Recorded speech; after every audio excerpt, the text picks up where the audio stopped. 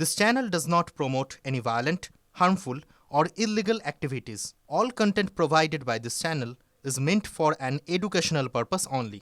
ডোমজুর, বেলডাঙ্গা, জলপাইগুড়ির পর এবার উত্তর চব্বিশ পরগনার স্বরূপনগর, সেখানে বিএলওদের গণ ইস্তফা। 53 জন বিএলও তারা স্বাক্ষর করে সেই চিঠি তারা জমা দিয়েছেন বিডিওর কাছে এবং তারা একাধিক সমস্যার কথা বলছেন। শুধু তাই নয়, তারা এটাও জানিয়েছেন যে অবিলম্বে তাদের যদি এই সমস্যার সমাধান না করা হয় তাহলে কাজ থেকে অব্যাহতি দেওয়া হোক। 53 জন বিএলওর গণ ইস্তফা। ডোমজুর, বেলডাঙ্গা, জলপাইগুড়ির পর উত্তর চব্বিশ পরগনার স্বরূপনগরে বিএলওদের গণ ইস্তফা। দীপঙ্কর আমার সহকর্মী এই মুহূর্তে আমার সঙ্গে রয়েছেন। দীপঙ্কর, আমি জানতে চাইবো যে মূলত কোন কোন বিষয়গুলো, কোন কোন জায়গায় কি কি সমস্যার কথা তারা উল্লেখ করেছেন এবং এই চিঠির উত্তরে এখনো পর্যন্ত কোনো বয়ান বা কোনো বার্তা কিছু পাওয়া গিয়েছে?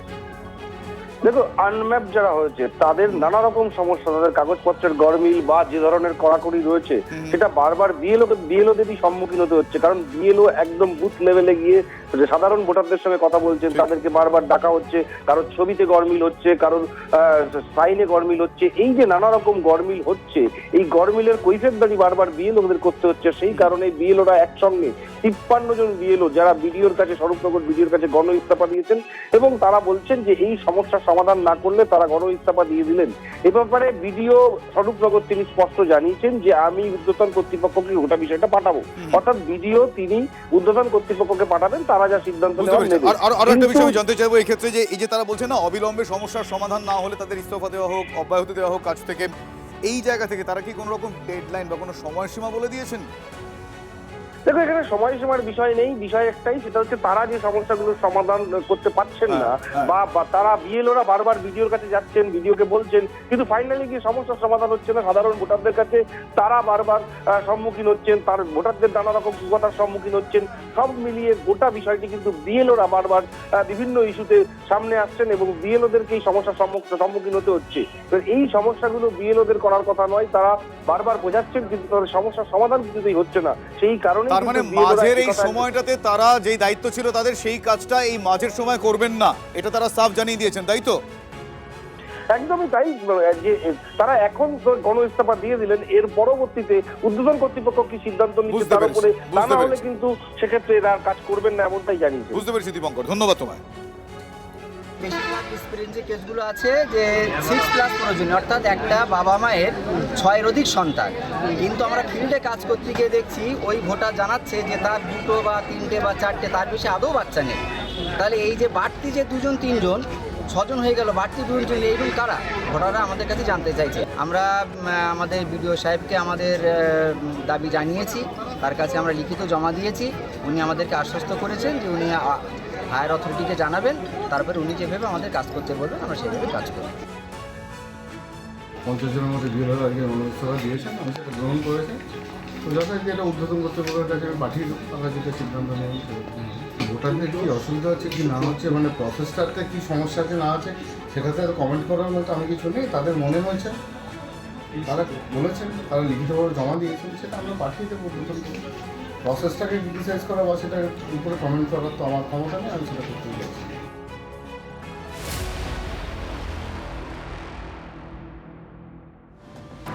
চাকুলিয়ার ছবি আমরা দেখিয়েছি, লাগাতার দেখিয়েছি। তৎক্ষণাৎ চাকুলিয়ার বিডিও অফিস, সরকারি সম্পত্তি নষ্ট হয়েছে, বিডিও অফিসে আগুন, ধ্বংসস্তূপে পরিণত হয়েছে অফিস। গতকালে ধ্বংসলীলার ঘটনার পর আজও কিন্তু অফিসের কাজ একেবারে শিখে উঠেছে। থমথমে পরিবেশ, আতঙ্ক, অনিশ্চয়তার ছবি একেবারে স্পষ্ট। পর 2 দিন বন্ধ এসআইআর শুনানি, কারণ কাগজপত্রই তো নেই। শুনানির জন্য আসা বহু মানুষ হতাশ হয়ে তাই বাড়ি ফিরে যাচ্ছেন। কাজকর্ম বন্ধ থাকায় চরম ভোগান্তি। সূত্রের খবর, জেলা শাসকের সঙ্গে বিডিও অফিসের কর্মীদের বৈঠকের পরই ঠিক হবে কবে থেকে পুনরায় চালু হবে চাকুলিয়া বিডিও অফিসে এসআইআর প্রক্রিয়া। আজকে কিন্তু প্রতিদিনের মতো যে একটা পরিবেশ, সেই পরিবেশটা কিন্তু বিডিও অফিসে নেই একদম। কালকে ঠিক এই জায়গায় ধ্বংসলীলা চিত্রটা ছিল একদম, আজকে সেটা পরিষ্কার করে দেওয়া হয়েছে। কিন্তু আমি যদি সমগ্র বিডিও অফিস দেখাই, এখানে কিন্তু হিয়ারিং যেহেতু চলছে সেহেতু এখানে কিন্তু মানুষ ভিড়ের চিত্রটা থাকার দরকার ছিল, কিন্তু সেটা কিন্তু নেই।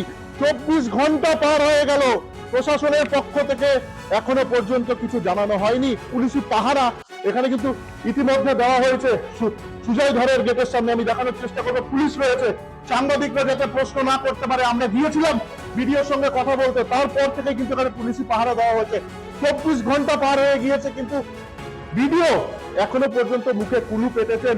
গেটের সামনে পুলিশি পাহারা। এত বড় ধ্বংসলীলা ম্যাডাম কি বলবেন? এত বড় ধ্বংসলীলা, এসডিও রয়েছে, এত বড় ধ্বংসলীলা ম্যাডাম কি বলবেন? কি বলবেন ম্যাডাম? ম্যাডাম ভিডিও কিছু বলছে না ম্যাডাম, ম্যাডাম কি বলবেন? যে স্বাস্থ্য কেন্দ্র কালকে আমরা দেখিয়েছিলাম, এই যে স্বাস্থ্য কেন্দ্র, এই স্বাস্থ্য কেন্দ্রে সেখানেও কিন্তু আজ পড়েছে। যারা দুষ্কৃতীরা যারা কালকে এখানে এসেছিল তারা কিন্তু সেই স্বাস্থ্য কেন্দ্রের চত্বরে ঢুকে যায়। কালকে আতঙ্কের ছবিটা কিন্তু স্পষ্ট ছিল। এবং জানিয়ে রাখি, ইতিমধ্যেই 19 জনকে গ্রেপ্তার করা হয়েছে, তাদেরকে ইসলামপুর মহকুমা আদালতে পাঠানো হয়েছে। কারা করেছে? এরা সব বাংলাদেশি করেছে। অরিজিনাল যার কাছে কাগজ আছে কোনোদিন আন্দোলন করবে না। আমার কাছে কাগজ আছে, সব কিছু আছে, আমি কেন আন্দোলন করতে যাবো?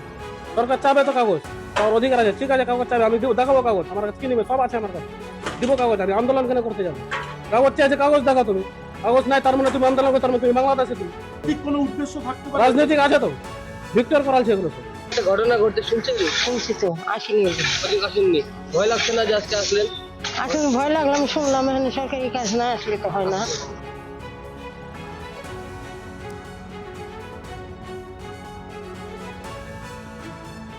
একেবারে তাণ্ডব চলেছে, দেখলেন তো। বিডিও এসডিও মুখে কুলু পেতেছেন এবং যে ঘরে শুনানি হওয়ার কথা ছিল সেটা তো একেবারে ছাই হয়ে গিয়েছে। তার ফলে দুদিন শুনানি হচ্ছে না। এই যে গোটা ঘটনা, উত্তর দিনাজপুরের চাকুলিয়ার এই যে বিডিও অফিসে গুন্ডামির ঘটনা, সেই ঘটনায় গ্রেফতার বেড়ে 21।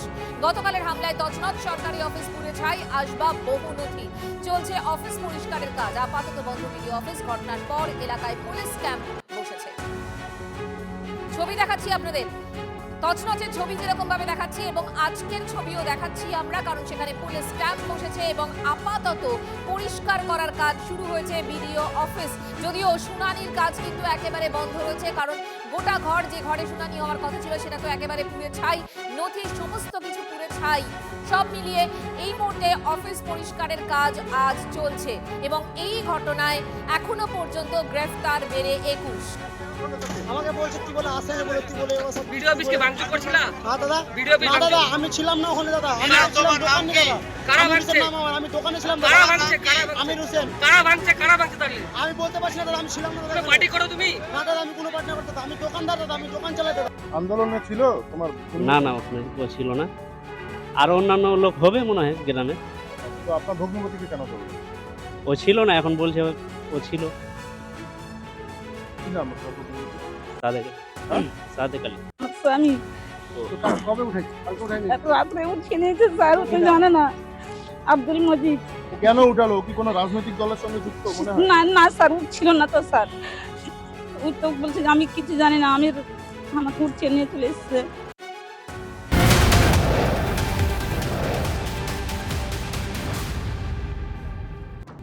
ফরাক্কায় বিডিও অফিসে তাণ্ডবের যে ঘটনা, সেই ঘটনায় ধৃতের সংখ্যা বেড়ে হলো 6। গতকাল 4 জনকে পাকড়াও করা হয়েছিল, আজ আরো 2 জন, মোট 6 জন এখনো পর্যন্ত। তৃণমূল বিধায়ক মনিরুল ইসলামের নেতৃত্বেই বিডিও অফিসে তাণ্ডব চলে, ভাঙচুর চালানো হয়। কিন্তু বিডিওর অভিযোগের ভিত্তিতে এফআইআরে বিধায়কের নাম নেই জানিয়ে বিতর্ক তুঙ্গে। কমিশনের নির্দেশে অজ্ঞাত পরিচয়দের বিরুদ্ধে এফআইআর দায়ের করে তদন্তে নামে পুলিশ। অভিযোগ এমনটাই। আমাদের অ্যাসিস্ট্যান্ট এডিটর তন্ময় প্রামাণিক এই মুহূর্তে আমার সঙ্গে রয়েছেন। তন্ময়, এটা মারাত্মক অভিযোগ যে যার নেতৃত্বে দেখতে পাওয়া যাচ্ছে সেখানে ভাঙচুর, তার নাম নেই এবং এক্ষেত্রেও কিছু একটা ওই ইনফ্লুয়েন্সের অভিযোগ উঠছে, কি জানা যাচ্ছে? এখনো পর্যন্ত স্থানীয় সূত্র যেটা জানাচ্ছে সেটা হচ্ছে বিডিওর উপর প্রচন্ড চাপ রয়েছে, যে কারণে বিডিও এই নাম লেখার সময় তিনি যাদেরকে চেনেন, যাদের সঙ্গে ব্লকের উন্নয়ন নিয়ে বৈঠক করেন, অর্থাৎ জনপ্রতিনিধি, এমএলএ এবং সেখানকার অন্যান্য স্থানীয় তৃণমূল শাসক দলের নেতা, তাদের প্রত্যেককে তিনি চেনেন। ম্যাক্সিমাম সময় তার ঘরেই কথাবার্তা হয়, আলোচনা হয়। স্থায়ী কমিটির সদস্য তারা যখন ঘরে উপস্থিত থেকে বিডিওর ঘর ভাঙচুর করলেন, সরকারি কাজে বাধা দিলেন এবং সেখানে সরকারি কর্মচারীদের বলা চলে ধাক্কাধাক্কি এবং শারীরিকভাবে নির্যাতনের শিকার করা হলো, তখন কিন্তু এই কপিতে অর্থাৎ অভিযোগপত্রে কোথাও বিডিও এই মনিরুল ইসলামের নাম তিনি উল্লেখ করলেন না, অর্থাৎ বিধায়ক যিনি ছিলেন তার নাম উল্লেখ করলেন না। পাশাপাশি আননোন বলে পুলিশে এফআইআর দায়ের করা হলো।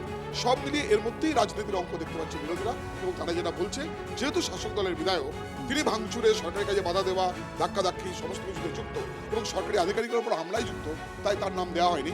বিরোধীরা কিছু না করলেও তাদের নাম যুক্ত করে দেয়।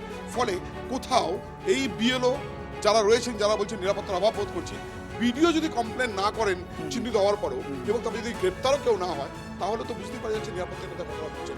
ফলে সব মিলিয়ে প্রশাসনিক এই ব্যবস্থাপনায় বা প্রশাসনিক এই পদক্ষেপে বিরোধীরা তো বটেই, সাধারণ মানুষের কিন্তু বেশ কিছু আসছে। এক কথা বলতে গেলে প্রভাব খাটানোর যে তত্ত্বটা এক্ষেত্রে সেটা জোরদার, অস্বীকার করা যাবে না। ধন্যবাদ তন্ময়।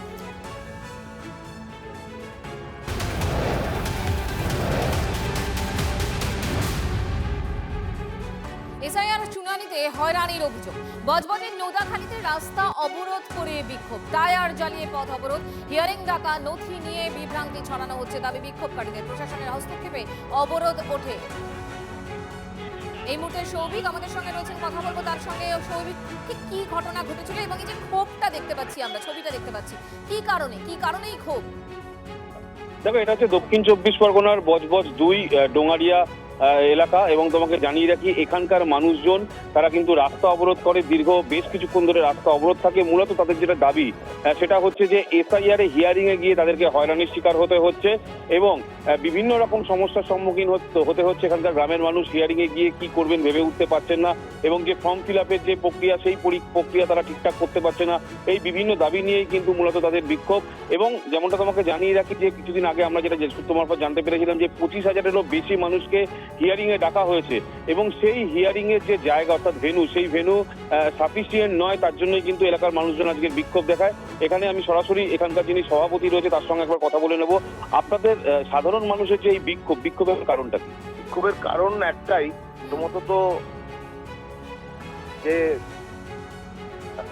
লজিক্যাল ডিস্টেন্সের জন্য যে ঘটনাটা ঘটছে, টোটালি যাদের ধরুন বাবার নাম আছে, আমার বাবার নাম বুদ্ধদেব ব্যাংক, আমার আরো বুদ্ধদেব ব্যাংক থাকতে পারে, এইগুলো কেউ বলছে আপনার বাবার দুটো, অতএব আমাকে হেয়ারিং। এই হিয়ারিং এর কি মানুষ বুঝতে পারছে না? হেয়ারটা টোটালি অন্ধকারে। আমাদের টোটালি পশ্চিমবাংলার মানুষকে যারা বেশিরভাগ যা এইখানে আমার আগে এসছে 25,000, আমার পরশু দিন রাত্রিরে আরো 4,000, 29,000 হিয়ারিং এসছে। এই 29,000 মানুষ কোথা থেকে কি করবে, কি নথিপত্র জমা দেবে, আমরাও তো বলতে পারছি না, ইলেকশন কমিশনারও তো বলছে না। হিয়ারিং এ হয়রানি এবং সে কারণেই তাদের ক্ষোভ, সাধারণ মানুষের ক্ষোভ। সৌভিক, আপাতত ধন্যবাদ তোমাকে।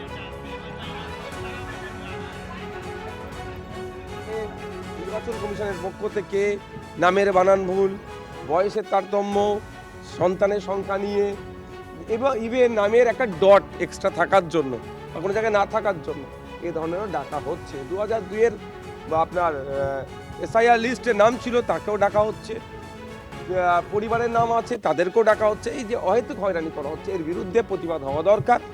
আমিও প্রতিবাদ করছি দিকে দিকে, কিন্তু প্রতিবাদটা অবশ্যই শান্তিপূর্ণ হওয়া দরকার।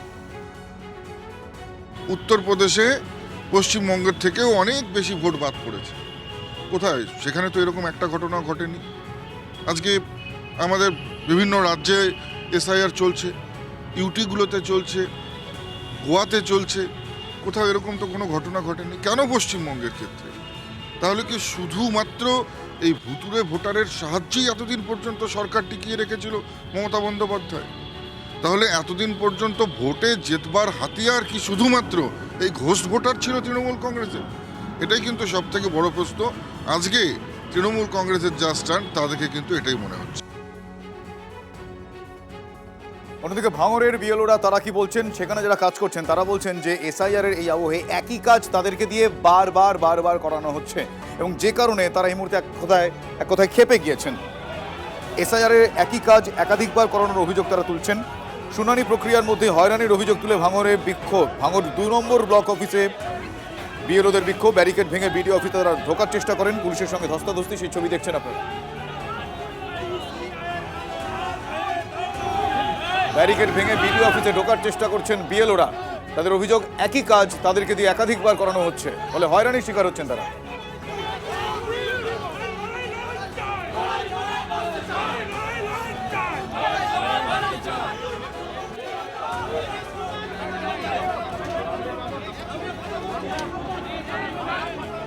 আমার সহকর্মী সত্যজিৎ এই মুহূর্তে আমার সঙ্গে টেলিফোন লাইনে রয়েছেন। সত্যজিৎ, এখন পরিস্থিতি কি? তার কোনো রকম সমাধান সূত্র বা কোনো রকম সমাধানের আশ্বাস তারা পেয়েছেন, তারা যেই হয়রানির অভিযোগ করছেন?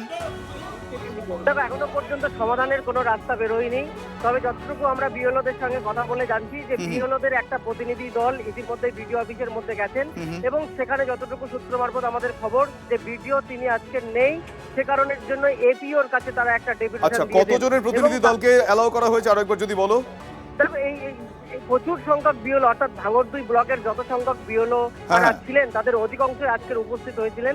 তার মধ্যে আজকে 12 থেকে 15 জনের একটি প্রতিনিধি দল ভিতরে ঢুকেছিলেন, কিন্তু তাদের যে দাবি যে অত্যাধিক কাজের প্রেসার এবং নতুন করে ফর্ম ফিলাপের যে বারবার করে অ্যাপের যে আপডেট হচ্ছে, সেই অ্যাপের আপডেট হওয়ার ফলে নতুন নতুন নিয়ম তাদের কাছে আসছে এবং সেই নিয়ম মোতাবেক কাজ করতে গিয়ে তাদের অনেকটা সময় অতিবাহিত হচ্ছে এবং তারা একরকম তাদের যে প্রত্যেক দিনের কাজ সেই কাজ ফেলে রেখে সেই কাজ করতে হচ্ছে, কিন্তু কোনো রকম ভাবে সমাধান হচ্ছে না।